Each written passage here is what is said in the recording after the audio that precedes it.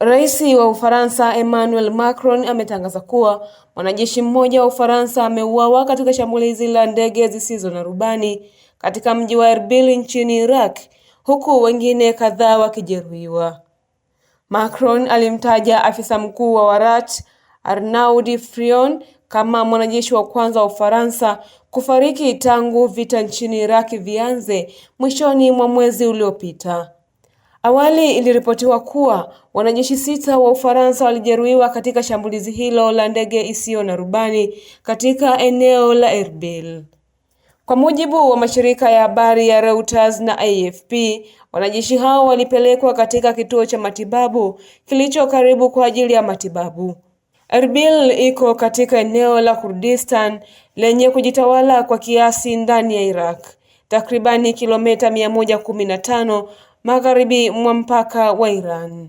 Kupitia ujumbe wake kwenye mitandao ya kijamii, Emmanuel Macron alieleza rambirambi kwa familia ya mwanajeshi huyo na kusema Ufaransa iko pamoja na wanajeshi waliojeruhiwa pamoja na wapendwa wao.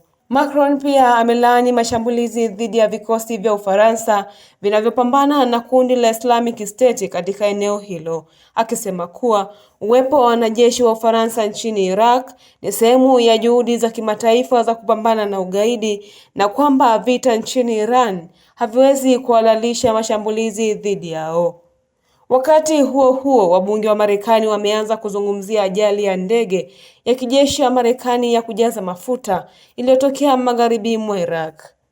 Mbunge wa chama cha Democratic Jimmy Himes ameiambia BBC kuwa bado ni mapema kubaini chanzo cha ajali hiyo, akiongeza kuwa anatumai wafanyakazi waliokuwa ndani ya ndege hiyo wako salama.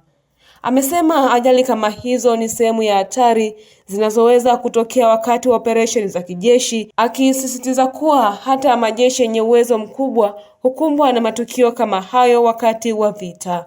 Hii ni TMC News Updates kimataifa. Mimi ni Jack Masawe. Endelea kutufuatilia kwa kusubscribe, kulike, kukomenti pamoja na kushare ili kwanza kupata taarifa zetu.